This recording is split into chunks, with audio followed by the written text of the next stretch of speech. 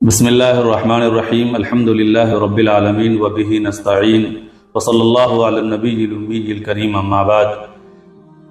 محترم دوستو، آج ہم جس عنوان پر بات کرنا چاہتے ہیں اس کا عنوان قرآن پاک کی وہ آیت ہے جس میں اللہ تعالیٰ نے فرمایا کہ من ذا الذی یقرض اللہ قرضا حسنا، کہ کون ہے جو اللہ تعالیٰ کو اچھا قرض دے سکتا ہے۔ تو عنوان یہی ہے کہ بھلا اللہ کو کون قرض دے سکتا ہے؟ کیا کسی کے اندر اتنی مجال ہے کہ وہ اس اللہ کو قرض دے جو اللہ ہر ایک کو سب کچھ دے رہا ہے، چاہے وہ اس کا فرما بردار بندہ ہو، چاہے وہ اس کا نافرمان بندہ ہو؟ پھر اس اللہ کو کون قرض دے سکتا ہے؟ یعنی آپ خود غور کیجئے، اللہ کو قرض، بھلا اللہ کو کون قرض دے سکتا ہے؟ کبھی یہ سوچا ہے کہ اللہ کو قرض دینے کا جو قرآن پاک میں حکم آیا اس کا کیا مطلب ہے؟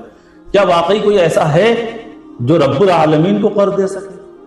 وہ اللہ جس کے خزانے تو بھرے ہوئے ہیں، جس کی عطا کا کوئی شمار نہیں، وہ ہم سے کہہ رہا ہے، اور ظاہر سی بات ہے یہ کوئی ایک عام بات نہیں ہے، یہ ایک اللہ کا سوال ہے، یہ ایک محبت بڑا چیلنج ہے کہ کیا تم تیار ہو؟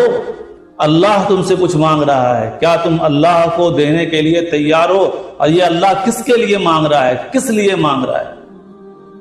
عزیز دوستو، یہ ہماری آزمائش کے لیے، ہمارے اخلاص کو پرکھنے کے لیے اللہ تعالیٰ نے یہ قرض کا مطالبہ رکھا ہے کہ اللہ تعالیٰ یہ دیکھنا چاہتا ہے کہ ہمارے ایمان کی گہرائی کتنی ہے، کیونکہ جب ہم کسی ضرورت مند پر خرچ کرتے ہیں، کسی بھوکے کو کھانا کھلاتے ہیں، کسی یتیم کا ہاتھ تھامتے ہیں، تو در حقیقت ہم اللہ کو قرض دے رہے ہوتے ہیں۔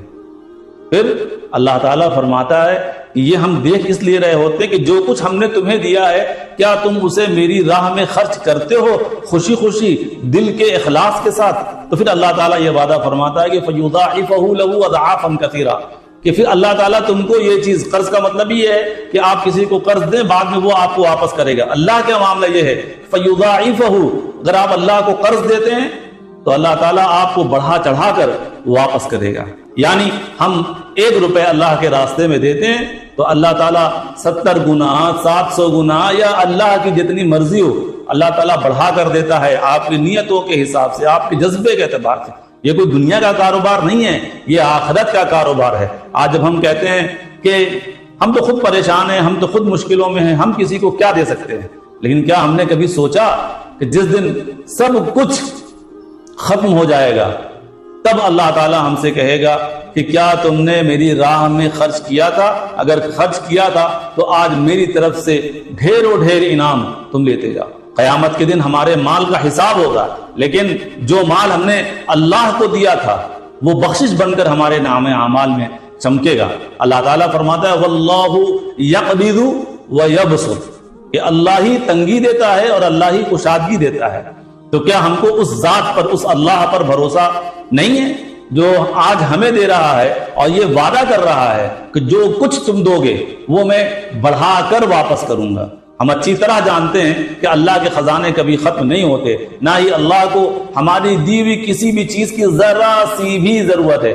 اللہ تو ان سب چیزوں کے ذریعے ہمارے دلوں کے حال کو دیکھنا چاہتا ہے کہ جو کچھ ہم خرچ کر رہے ہیں کیا کسی کو دکھاوے کے لیے کر رہے ہیں، کیا ریاکاری کے لیے کر رہے ہیں، یا مزید مال سمیٹنے کے لیے کر رہے ہیں، کیا ہم صرف اللہ کے لیے دینے والے ہیں یا نہیں ہیں؟ دیکھیے، اللہ کو یہ بے انتہا پسند ہے کہ اللہ نے جو ہمیں مال دیا ہے وہ اس کے ضرورت مند بندوں میں لگے، اللہ کی مساجد میں لگے، یتیموں کی چہرے کی مسکراہٹ پہ لگے، تعلیم و تعلم اور قرآن کے درس اور قرآن کے پڑھنے پڑھانے والے بچوں کے اوپر لگے۔